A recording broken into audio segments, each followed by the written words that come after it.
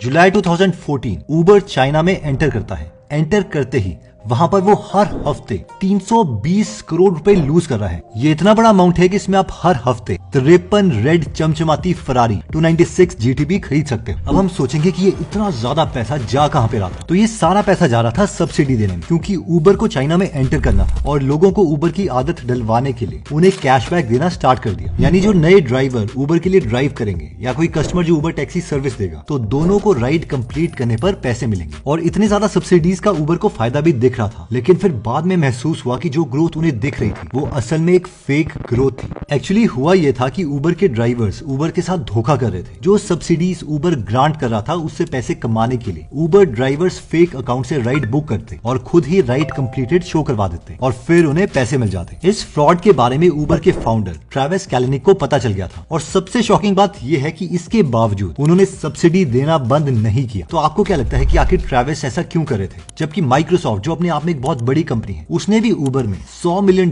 की इन्वेस्टमेंट करी थी। तो क्या माइक्रोसॉफ्ट ने उबर को ये फजूल में पैसे वेस्ट करने के लिए दिए थे? और ये सब करने के बाद भी उबर चाइनीज मार्केट में फेल हो जाती है। आई नो हमें से बहुत से लोग इसे बेवकूफी मानेंगे, क्योंकि इसी आइडिया पर हम बहुत से लोगों के ट्वीट्स देख सकते हैं कि बाइजू ने पिछले फाइनेंशियल ईयर में 2000 करोड़ रुपए कमाए और 4000 करोड़ का लॉस किया। यानी ये तो वही बात होगी कि ₹2 देके हम ₹1 वापस ले रहे हैं। लेकिन जरा सोचिए कि ये जो भी इन्वेस्टर्स हैं जो इन कंपनीज को पैसे देते हैं, क्या ये सारे लोग बेवकूफ हैं? इन्हें कुछ समझ नहीं आता। और हम लोग जो 60,000 रुपए की जॉब कर रहे हैं वो बहुत इंटेलिजेंट है। देखिए, अगर हम उबर की बात करें तो इतनी बड़ी पर्सनालिटी उबर को पैसे लूज करने में सपोर्ट करी थी, तो जरूर इसके पीछे कोई बड़ा रीजन ही होगा। वेल, यहाँ पर एक बहुत ही अमेजिंग टेक्निक का इस्तेमाल किया गया और वो है ब्लिट्जस्केलिंग। लेकिन ब्लिट्जस्केलिंग के बारे में बात करने से पहले हम नजर डालते हैं टॉप कंपनीज के कुछ फाउंडर्स के आर्ग्यूमेंट्स पर। जैसे कि जीरोधा के फाउंडर नितिन कामत बात करते हैं बूटस्ट्रैपिंग की, और इंडिया में हर किसी को जीरोधा पर प्राउड है कि कंपनी बनाओ तो ऐसे जिसने कोई भी पैसे नहीं लिए और साल का 2000 करोड़ का प्रॉफिट कर रहे हैं। अब हम लोगों को बेशक जीरोधा पर प्राउड हो, लेकिन नितिन कामत का इंटरव्यू देखें तो उसमें वो कहते हैं कि हर बिजनेस बूटस्ट्रैप नहीं किया जा सकता, और अगर उन्हें अभी 2023 में जीरोधा खोलनी है तो वो बिना इन्वेस्टमेंट के नहीं खुलेगी। हर बिजनेस बूटस्ट्रैप नहीं कर सकते। There are businesses that require funding.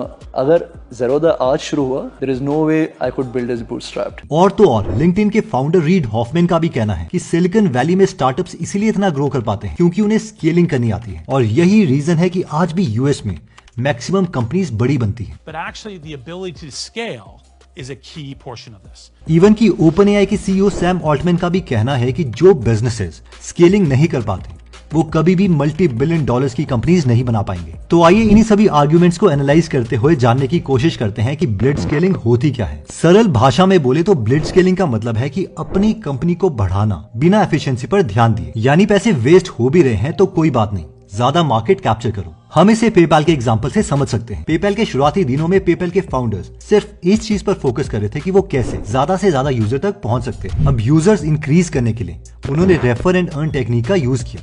जैसे कि अगर आप अपने फ्रेंड को पेपैल रेफर करते हैं तो आपको और आपके फ्रेंड दोनों को $10 रिवॉर्ड के तौर पर मिलेंगे, और इसी रिवॉर्ड के लिए काफी लोग अपने दोस्तों को पेपैल रेफर करते और इसीलिए यूजर्स बहुत जल्दी से इंक्रीज हो रहे थे। यहाँ पर पेपैल को इतना लॉस हो रहा था कि पेपैल के फाउंडर अपने दोस्त रीड हॉफमैन से कहते हैं, भाई कंपनी इतना लॉस कर रही है कि अगर तू इस बिल्डिंग के टॉप पर भी बैठ जाए और पैसे नीचे फेंकने लग जाए तो भी तू उतने पैसे नहीं फेंक पाएगा जितना कि हम पैसे रिवॉर्ड में दे रहे हैं। मगर इसके बावजूद पेपैल को यूजर्स चाहिए थे। इवन की कस्टमर रिव्यूज पर भी उनका ध्यान नहीं था। शुरू में यूजर्स कंप्लेंट किया करते थे, लेकिन फिर भी उनकी कंप्लेंट्स कोई भी नहीं सुनता।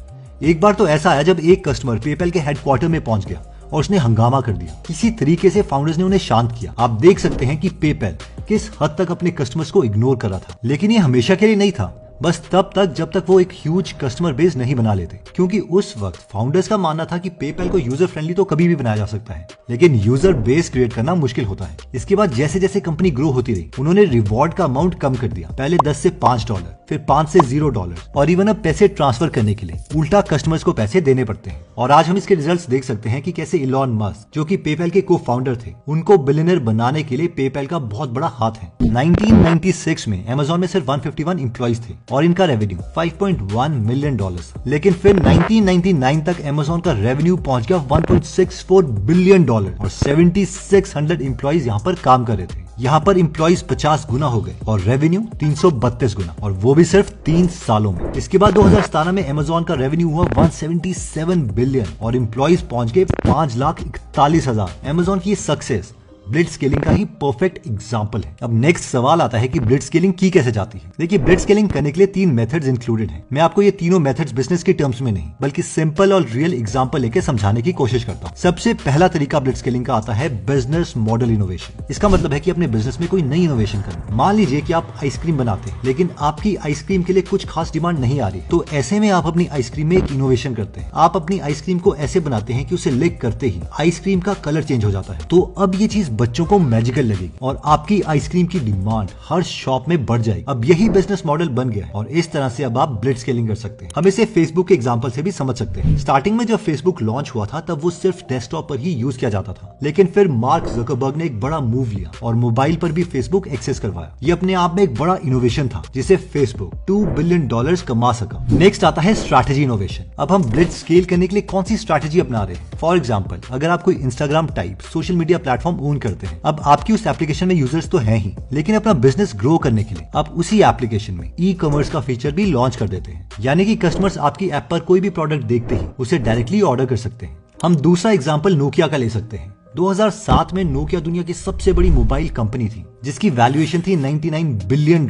लेकिन फिर एंट्री हुई एप्पल और सैमसंग की और इस सिचुएशन में नोकिया अपनी मार्केट में अपनी जगह बचाने के लिए कोई भी एक्शन नहीं ले पाया। वो स्ट्रैटेजी इनोवेशन करता ही नहीं था और इसे 2013 में माइक्रोसॉफ्ट ने 1/10 प्राइस पर खरीदा, यानी सिर्फ $7 बिलियन में। लेकिन 2016 में इससे भी बुरा हुआ। माइक्रोसॉफ्ट ने नोकिया के सारे राइट $350 मिलियन में फॉक्सकॉन नाम की कंपनी को बेच दिए। अगर नोकिया समय में स्ट्रैटेजी इनोवेशन अपना लेता तो अपनी टॉप मोबाइल कंपनी की पोजीशन होल्ड कर सकता था। इसके बाद ब्लिट्ज स्केलिंग के लिए थर्ड मेथड आता है मैनेजमेंट इनोवेशन। मैनेजमेंट इनोवेशन में एंटरप्रेन्योर्स नए नए तरीके ढूंढते हैं जिससे एम्प्लॉइज को बेहतर तरीके से मैनेज और ऑर्गेनाइज किया जा सके। इसे हम मिंटेड कंपनी के सीईओ मैरियम नेफिसी के एग्जांपल से समझते हैं। ये कंपनी एक ऑनलाइन डिजाइन मार्केटप्लेस है और मैरियम कहती है कि वो जिस एरिया में स्ट्रांग नहीं है वो है एचआर, फाइनेंसिंग, मार्केटिंग एक्सेट्रा। इसीलिए वो इन पोजीशंस के लिए ऐसे एम्प्लॉइज को चुनती है जो ऑलरेडी किसी टॉप मैनेजमेंट कंपनी में काम कर चुके हों, ताकि वो इन कामों को डेलीगेट कर सके और इसके बाद वो क्रिएटिव काम पर ज्यादा ध्यान दे पाती है। और इसी तरीके से वो मैनेजमेंट प्रैक्टिसेस फॉलो करके ब्लिट्ज स्केलिंग कर रही है। मैनेजमेंट हमारी लाइफ की एक बहुत इंपॉर्टेंट स्किल है। इसकी सिर्फ प्रोफेशनल लाइफ में ही नहीं बल्कि पर्सनल लाइफ में भी बहुत इंपॉर्टेंस है। और इस बुक की ऑडियो समरी आप गीगल एप्लीकेशन में हिंदी में सुन सकते हैं। यहाँ पर 180 से ज्यादा फ्री बुक समरीज अवेलेबल है और हर हफ्ते हम इसमें एक फ्री बुक समरी ऐड करते हैं। तो अगर आप टाइम वेस्ट करने के बजाय खुद को इंप्रूव करना चाहते हैं तो आप गीगल एप्लीकेशन इंस्टॉल कर सकते हैं। इसका लिंक मैं डिस्क्रिप्शन और फर्स्ट कमेंट में दे दूंगा। तो अब वापस आते हैं टॉपिक पर। अब इस वीडियो से हमारा मतलब ये नहीं है कि हर कंपनी को ब्लिट्ज स्केल करना चाहिए, क्योंकि इसके लिए कुछ कंडीशंस हैं। तो इसमें सबसे पहली कंडीशन है विनर्स टेक ऑल। यानी अगर आप ऐसे बिजनेस में हैं जहां पर सिर्फ एक ही विनर हो सकता है तो आपको ब्लिट्ज स्केलिंग करनी ही पड़ेगी। हम इसे सोशल मीडिया के एग्जांपल से समझ सकते हैं। अब जिस प्लेटफॉर्म पर हमारे सबसे ज्यादा फ्रेंड्स हैं हम उसी को यूज करेंगे, ना कि कोई अभी अभी जो नया प्लेटफॉर्म आ जाएगा उसे। कंपैरिजन के लिए स्नैपचैट और इंस्टाग्राम को ही ले लीजिए, जहां पर स्नैपचैट के 464.8 मिलियन मंथली एक्टिव यूजर्स हैं, वहीं पर इंस्टाग्राम के 1.28 बिलियन से भी ज्यादा एक्टिव यूजर्स हैं और विनर आपके सामने है। ब्लिट्ज स्केलिंग करने से पहले हमें दूसरी कंडीशन समझनी पड़ेगी और वो है to beat up your competition. जब हमें अपने कंपटीशन से आगे निकलना हो तब भी ब्लिट्ज स्केलिंग की मदद हम ले सकते हैं। जैसे कि 1990s के दौर में माइक्रोसॉफ्ट ने खुद को कंप्यूटर ऑपरेटिंग सिस्टम में डोमिनेंट बनाने के लिए बहुत सी कॉम्प्लीमेंट्री टेक्नोलॉजीज और कंपनीज को खरीद लिया था। इनमें Hotmail, web TV, Cooper and Peter जैसे बड़े नाम शामिल थे। इतना ही नहीं, माइक्रोसॉफ्ट ने मार्केटिंग में भी बड़ी इन्वेस्टमेंट्स की और ऐसा करने से काफी देर तक माइक्रोसॉफ्ट, एप्पल और आईबीएम को पीछे छोड़ पाया। ब्लिट्ज स्केलिंग के लिए थर्ड कंडीशन आती है गोइंग फास्टर। इसका मतलब ये नहीं है कि आप सेम रिसोर्सेज के साथ हार्डवर्क और स्मार्ट वर्क करें। इसका मतलब है कि वो काम करना जो दूसरी कंपनीज नहीं कर रही है और आप बिना किसी डर से बड़े रिस्क ले लेते हो, क्योंकि आपका फोकस बिजनेस ग्रो करने में होता है, उसकी एफिशिएंसी पर नहीं। क्लास पास एक फिटनेस कंपनी है जिसका मंथली सब्सक्रिप्शन लेकर आप 2500 सिटीज में से कोई भी gym, yoga, martial art etcetera classes join कर सकते हैं। 2015 में कंपनी की ओनर पायल कडाकिया ने एक बड़ा डिसीजन लिया। वो चाहती थी कि 3 महीनों में उनका स्टाफ डबल हो जाए, जिससे वो दूसरी सिटीज में भी अपनी ब्रांचेस ओपन कर पाए। अब इस मिशन को अचीव करने के लिए उनकी टीम ने ट्रेडिशनल प्रोसेस को फॉलो नहीं किया। उन्होंने पर्सनल नेटवर्किंग के थ्रू हायरिंग करना शुरू किया। जैसे कि अगर उनके एम्प्लॉय का कोई फ्रेंड किसी बड़ी मैनेजमेंट कंसल्टिंग कंपनी के लिए काम कर चुका है तो बिना किसी फर्दर टेस्ट के उसे डायरेक्टली हायर कर लिया गया, इस एजम्पशन से कि इसको ऑलरेडी काम आता ही होगा। ऐसा करने से कंपनी ने बहुत ही कम टाइम में काफी ज्यादा हायरिंग करी और कंपनी को ब्लिट्ज स्केल किया। लेकिन दोस्तों ब्लिट्ज स्केलिंग हर कंपनी के लिए नहीं होती। इसे बेहतर समझने के लिए हम एग्जांपल ले सकते हैं द फ्रेंच लॉन्ड्री रेस्टोरेंट का। इस रेस्टोरेंट और अमेज़न की शुरुआत एग्जैक्टली 1994 में हुई थी। आज अमेज़न के दुनिया भर में लाखों एम्प्लॉइज और ये ऑनलाइन शॉपिंग के मार्केट में लीडर है। पर वहीं द फ्रेंच लॉन्ड्री में सिर्फ 60 लोगों का ही स्टाफ है, जो आज भी एग्जैक्टली उतना ही है। दोनों ही अच्छे बिजनेसेस हैं, लेकिन अगर देखा जाए तो ये अलग अलग दुनिया में एग्जिस्ट करते हैं। जहां अमेज़न बड़े स्केल पर बिजनेस करना चाहता है और बिलियन डॉलर्स के इंफ्रास्ट्रक्चर पर बेस्ड है, वहीं the French laundry restaurant depend करता है अपने हाई क्वालिटी के लोकल इंग्रेडिएंट्स पर, जो कि दुनिया के बेस्ट कुक ही बनाते हैं। अब क्योंकि ये लोकल फूड से रिलेटेड है, तो इसका एम लोकल रेजिडेंट्स को टेस्टी फूड प्रोवाइड करना है, और इसीलिए इसमें कभी ब्लिट्ज स्केलिंग की शुरुआत नहीं हुई। साथ में ब्लिट्ज स्केलिंग का ये भी मतलब नहीं है कि ब्लिट्ज स्केलिंग करके हम सक्सेसफुल ही हों। For example even read Hoffmann कहते हैं कि ब्लिट्ज स्केलिंग करके ये गारंटी नहीं कि आपको सक्सेस मिलेगी, लेकिन कई इन्वेस्टर्स फिर भी कंपनीज में ब्लिट्ज स्केलिंग के लिए पैसा इन्वेस्ट करते हैं, क्योंकि उन्हें पता है कि अगर वो 10 कंपनीज में इन्वेस्ट करेंगे तो 5 कंपनीज तो डूब जाएंगी, इनमें से 2 या 3 थोड़ा बहुत रिटर्न देगी, लेकिन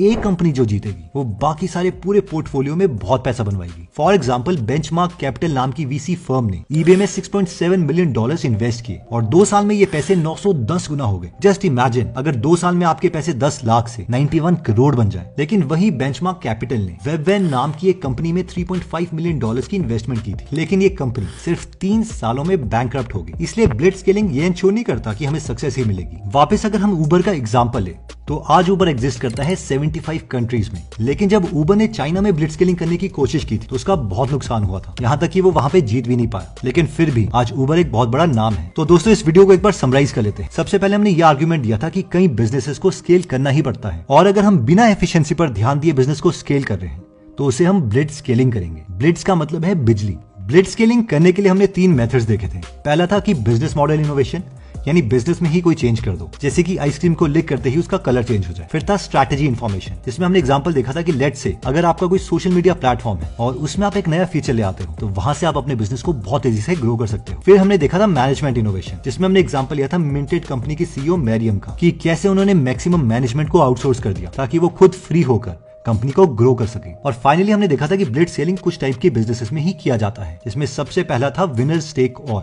यानी अगर आप ऐसे बिजनेस में हैं जहां पे सिर्फ एक ही विनर हो सकता है तो उसमें ब्लिट्ज स्केलिंग आपको करनी ही पड़ेगी। बूटस्ट्रैप वाले मेथड से आप ग्रो नहीं कर सकते। सेकंड था to beat up your competition, और थर्ड था गोइंग फास्टर। इसके बाद हमने ये भी देख लिया था कि ब्लिट्ज स्केलिंग का मतलब ये नहीं है कि हम जीत ही जाएंगे। फॉर एग्जांपल अगर बायजूस ने ब्लिट्ज स्केलिंग करी है तो ये नहीं कि वो पक्का जीतेगी, हो सकता है वो फाइनली डूब ही जाए। तो दोस्तों अगर आप ऐसी नॉलेजेबल वीडियोस मिस नहीं करना चाहते तो सब्सक्राइब करने के बाद बेल का बटन दबाना मत भूलें। आप कमेंट करके ये भी बता सकते हैं कि आप नेक्स्ट वीडियो किस टॉपिक पर चाहते हैं। अगर आप हमारी वीडियोस मिस नहीं करना चाहते तो हमारा पेज लाइक करने के बाद 3 डॉट्स के बटन को प्रेस करके फॉलो के बटन को सिलेक्ट कीजिए, और फाइनली सी फर्स्ट के ऑप्शन को सिलेक्ट कर लीजिए। इससे आपको हमारी हर पोस्ट मिलती रहेगी।